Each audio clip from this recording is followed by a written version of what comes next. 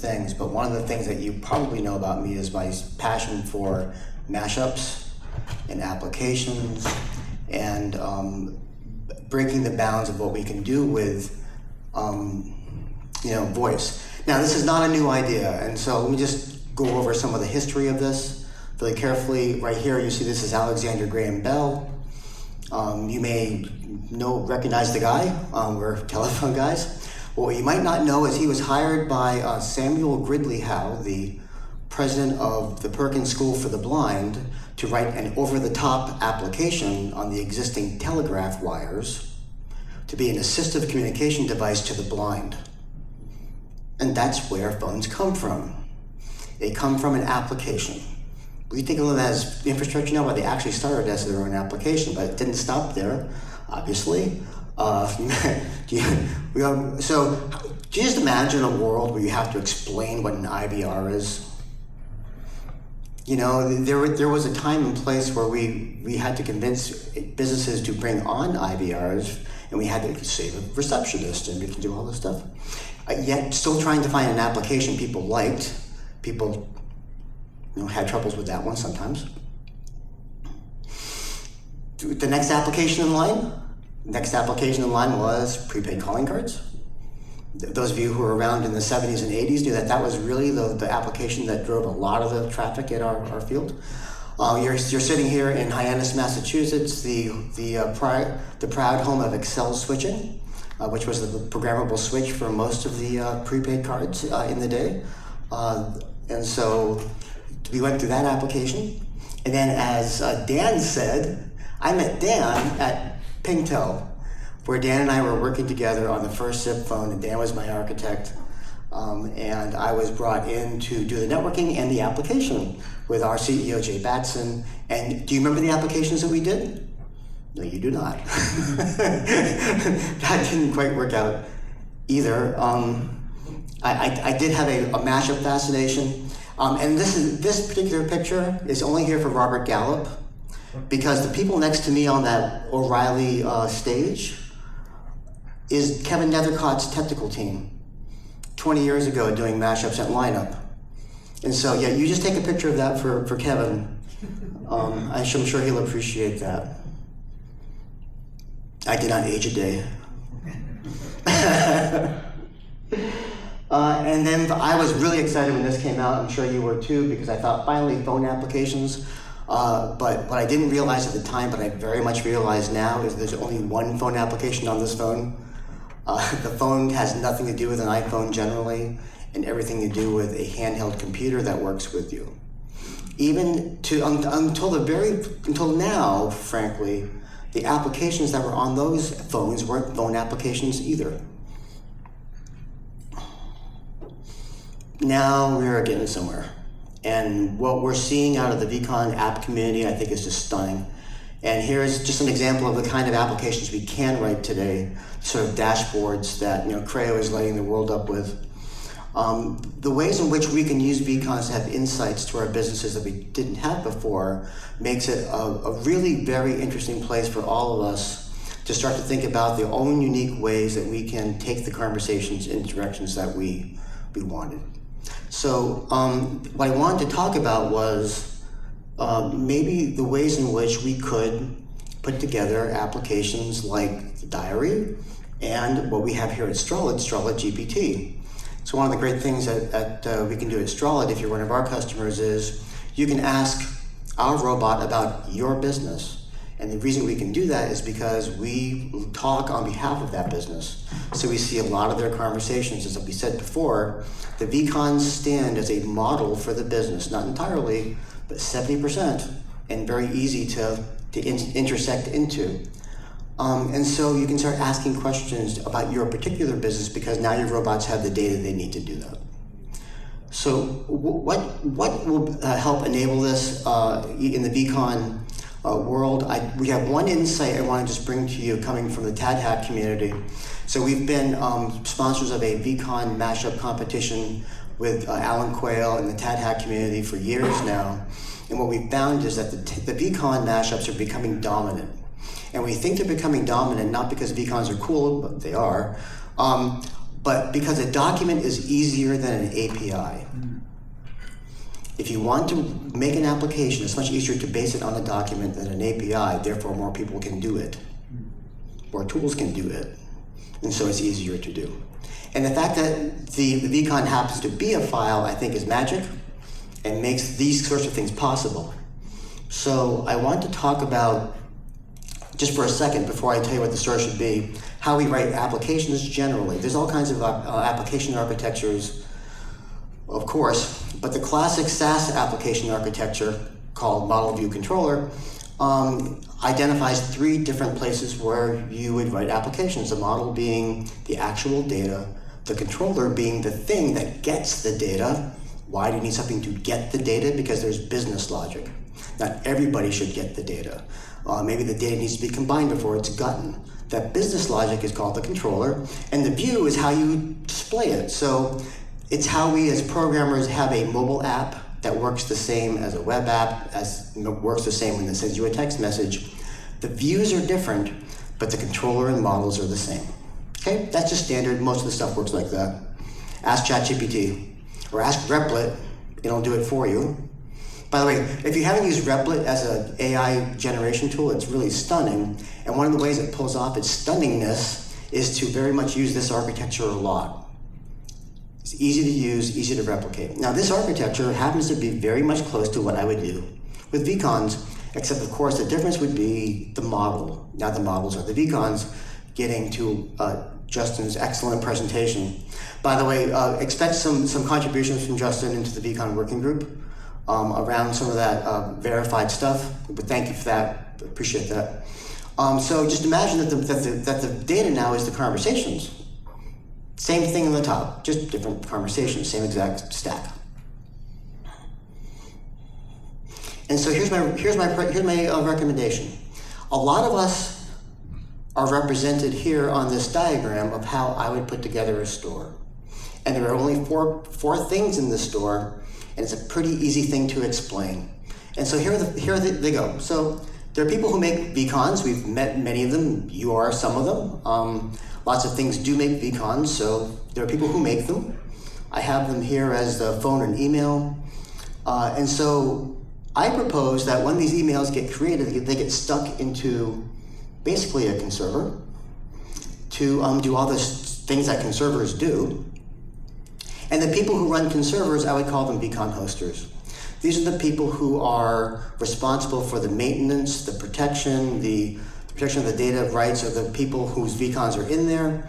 And so that's the second group, vCon hosters. Of course, we've talked a lot about the data subject. We are all data subjects. So I will not fail to lose them on this diagram, except to say the data subject can manage his consent to the vCon hosters. It's very clear about who does what to who and why. And then finally, using that, remember I talked about the conserver earlier, and a number of us do this where we project the vCons into a data source. Well, that data store could be any data store that we use today. We use Mongo, Postgres, Snowflake, whatever it is your data store is, and managed under consent, like we said. And then the vCon-enabled apps can use it. And so those are the fourth one, the vCon-enabled apps. So if you're a vCon-enabled app, what do you need? Just the data store. You don't need nothing else. You as an application developer have to learn how to write applications to databases. I think you do. It's what happens today, no difference. And so that really frees out the application designers to stop worrying about all the data privacy stuff. Because, listen, it's really important, but it's also very deep. And so what we need to do is be able to separate those concerns, yet protect each one. And this architecture allows the data to be protected by the vCon hoster on behalf of the subject, and for the vCon-enabled apps to use that data in ways they already do. So, this also has another aspect to it. I don't want to get obnoxious with it, but I feel like, you know what, yeah, no, Mark Twain said that history doesn't repeat itself, but it rhymes. Well, when I came to the internet market during the DSL times, I didn't really have this idea so much about open and closed networks and walled gardens and not. Well, I'll tell you, by the time I got through that and the revolution in SIP, we learned a lot about walled gardens. And what I want to point out is what we have today in communications is a walled garden, and we're building them and we should not. Okay, so by a walled garden, I mean that this is a telephony example of a walled garden, but this is what happens. The same companies capture the conversations, as analyze them, as displays them. One single thing. Okay, so why is that so bad? Well, so I'm going to bring you back to AOL. I'm going to bring you back to the times where when you logged into AOL and AOL was able to tell you what you were able to get for your news. They gave you your news, they gave you your weather, they gave you your sports scores, because why else would you want another thing?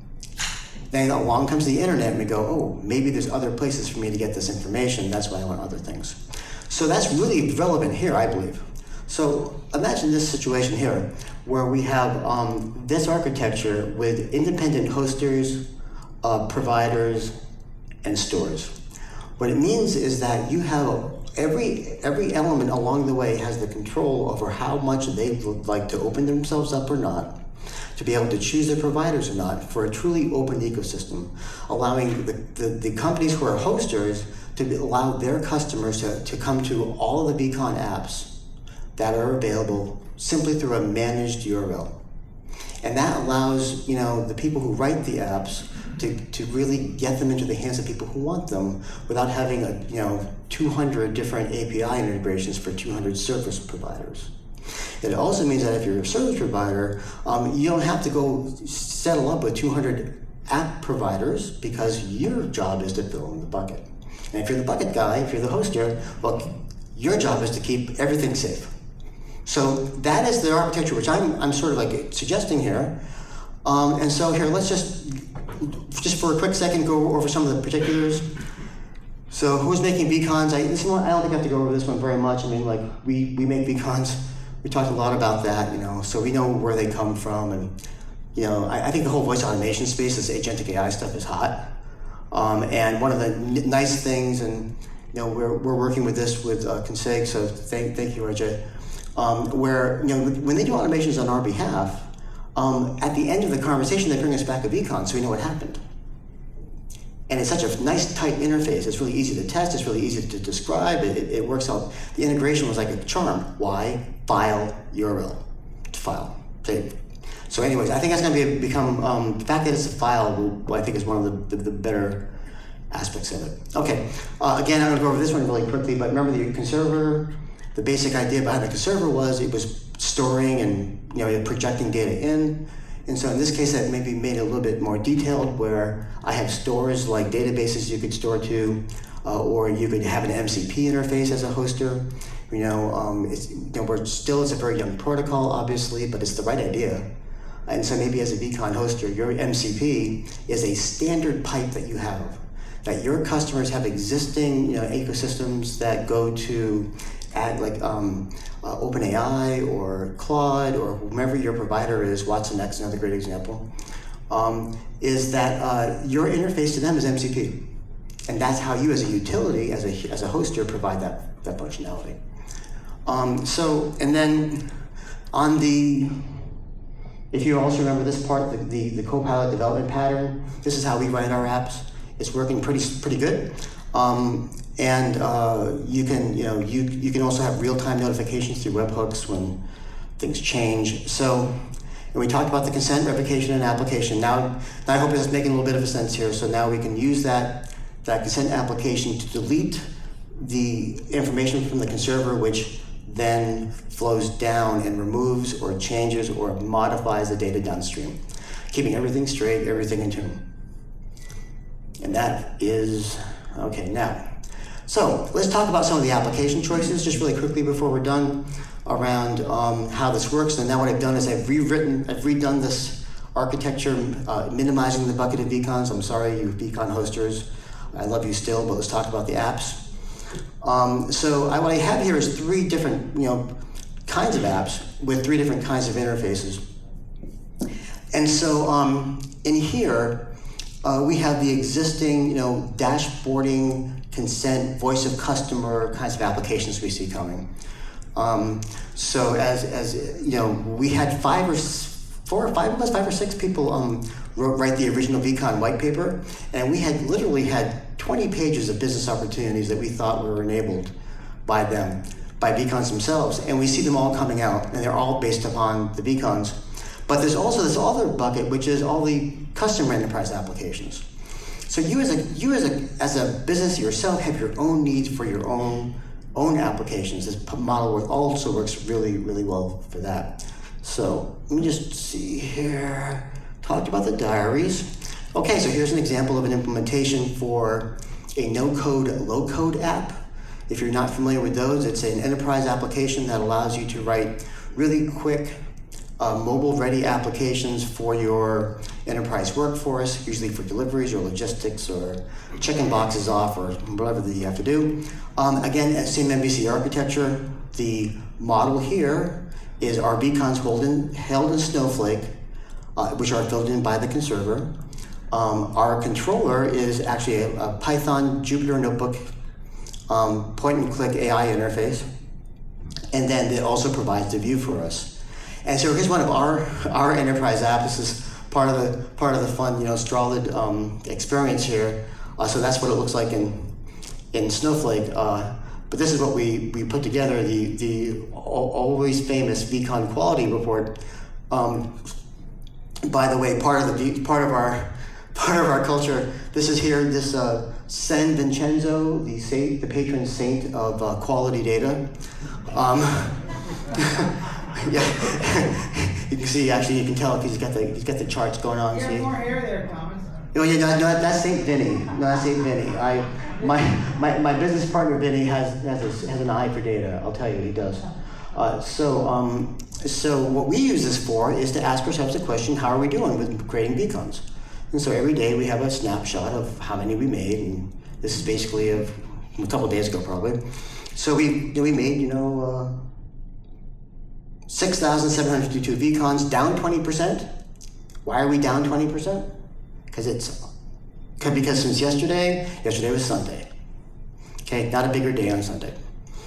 And then we almost entirely have summaries now. That wasn't always true. We've been tracking that to 0.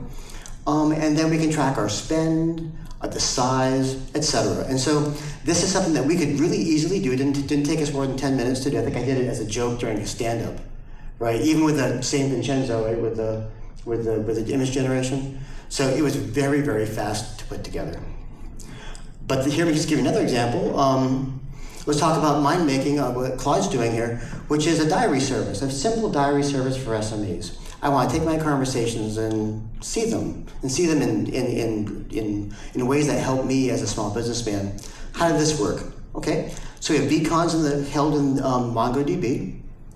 So just a simple data store.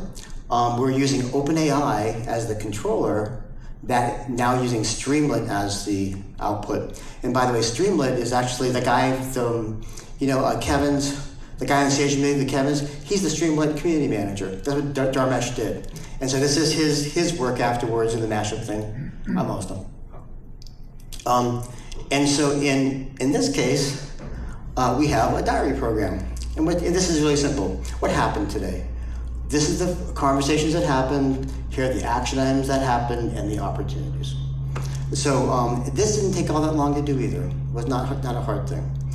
So the whole point behind this, go back to as a conclusion here, is really coming down to this, that by focusing in stores on the files, allow us to really have a much wider view of the kinds of things that we think we can do with vCons.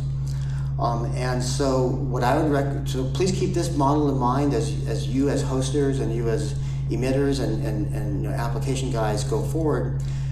This will really help us have much larger markets and much better results for everyone in our ecosystem. So thank you.